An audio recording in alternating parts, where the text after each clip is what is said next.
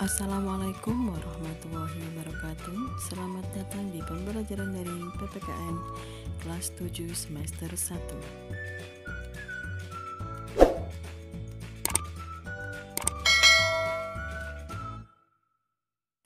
Pada hari ini kita akan membahas bab 3, yaitu tentang perumusan dan pengesahan Undang-Undang Dasar 1945. Pada pertemuan kali ini, kita hanya membahas poin yang A, yaitu tentang perumusan dan pengesahan Undang-Undang Dasar Negara Republik Indonesia tahun 1945. Ada 3 poin yang akan kita pelajari, yaitu tentang pengertian konstitusi, B. Bentuk-bentuk konstitusi, C. Indonesia dan konstitusionalisme. Kita bahas satu persatu. A. Perumusan dan pengesahan Undang-Undang Dasar Negara Republik Indonesia tahun 1945. Pengertian konstitusi. Apa itu konstitusi? Istilah konstitusi dalam banyak bahasa berbeda-beda. Seperti dalam bahasa Inggris disebut dengan constitution, dalam bahasa Belanda constitutie, dalam bahasa Jerman Constitution, dan dalam bahasa Latin Constitutio, yang semuanya artinya adalah undang-undang dasar atau hukum dasar. B. Bentuk-bentuk konstitusi. Jika dilihat dari bentuknya, konstitusi dibagi menjadi 2, yaitu konstitusi tertulis adalah aturan-aturan pokok dasar negara, bentuk atau bangunan negara, dan tata negara yang mengatur kehidupan suatu bangsa di dalam persekutuan hukum negara. Contohnya di Indonesia adalah Undang-Undang Negara Republik tahun 1945, di Brunei Constitution of Brunei Darussalam, dan di Bahrain Piagam Nasional atau Piagam Carter. Kita lanjutkan lagi. Konstitusi yang kedua adalah konstitusi tidak tertulis. Ini disebut juga dengan konvensi, yaitu kebiasaan ketatanegaraan yang sering dilakukan dalam suatu negara. Contohnya adalah pengambilan keputusan di MPR berdasarkan musyawarah untuk mufakat. Kemudian, contoh lagi adalah pidato presiden setiap tanggal 16 Agustus di depan sidang paripurna DPR.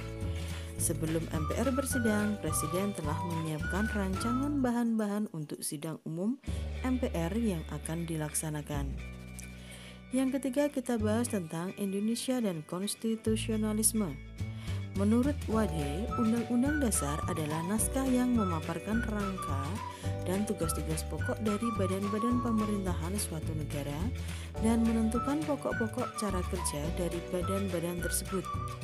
Sedangkan menurut Mariam Budiarjo, di negara yang menganut paham demokrasi, Undang-Undang Dasar mempunyai fungsi yang khas, yaitu membatasi kekuasaan pemerintahan agar penyelenggaraan kekuasaan tidak bersifat sewenang-wenang. Dengan demikian, diharapkan hak-hak warga negara akan lebih terlindungi. Gagasan ini disebut dengan konstitusionalisme. Negara Indonesia ini menganut paham konstitusionalisme sebagaimana ditegaskan pada pasal 1 ayat 2 UUD Negara Republik Indonesia tahun 1945 yang berbunyi kedaulatan berada di tangan rakyat dan dilaksanakan menurut Undang-Undang Dasar. Pasal 1 ayat 2 ini mengandung arti bahwa 1. UUD 1945 memuat tentang paham konstitusionalisme. Rakyat memegang kedaulatan tertinggi terikat pada konstitusi. 3. Kedaulatan rakyat dilaksanakan menurut Undang-Undang Dasar atau diatur.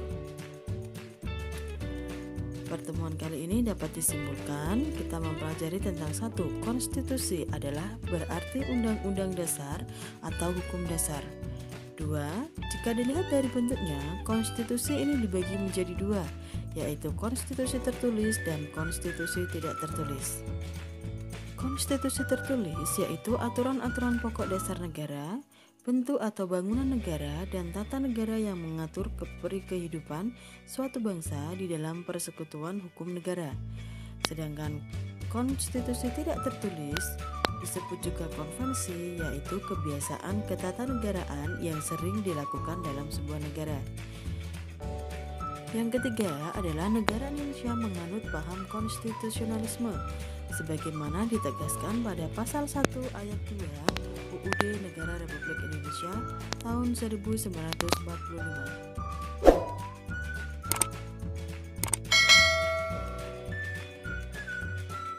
Demikian pertemuan kali ini, semoga bermanfaat. Terima kasih. Wassalamualaikum warahmatullahi wabarakatuh.